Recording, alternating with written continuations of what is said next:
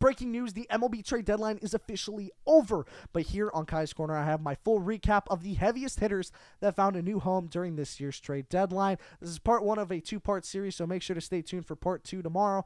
But starting things off with Sir Anthony Dominguez to Toronto, it was a great move, exactly what the Blue Jays needed, a middle relief pitcher that's reliable, that can give them solid innings, strike out a bunch of guys, and not give up a bunch of runs. The Blue Jays are still fighting for a top spot in the AL, especially in their own division, and I think Sir Anthony Dominguez can really propel them forward. Another big move, too, from LA, and no, not the Dodgers, the Angels came from Luis Garcia and Andrew Chafin.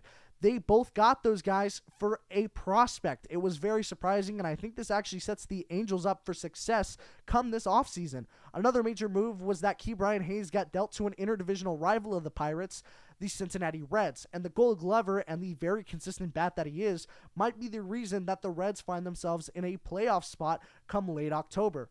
Another major move, too, came from the New York Mets, who dealt Drew Gilbert and Blake Tidwell to the Giants in exchange for Tyler Rogers, and they also traded two more prospects in exchange for Ryan Helsley. This was a major move by the Mets last night. They got two of the best bullpen arms in the league for scraps. I think it was a great move by the Mets, but also the Giants getting Drew Gilbert and Blake Tidwell in return is a great move and a great return. The Giants got two great guys that I had the pleasure of watching during Arizona Fall League that look like they're going to be star talents.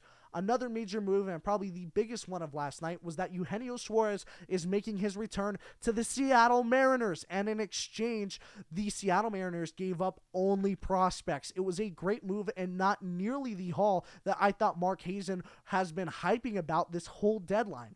But overall, I think it was a great move from Seattle. Gino and Edgar Martinez working together just means that this team is going to be destined for greatness. I think this was a great move by Seattle, getting their guy back, and this is going to be one of the biggest moves during the deadline. So, with that, thank you guys so much for watching part one of this two-part series on Kai's Corner. Don't worry, I'll have part two covering every single heavy hitter that found a new home during this year's trade deadline. Choo!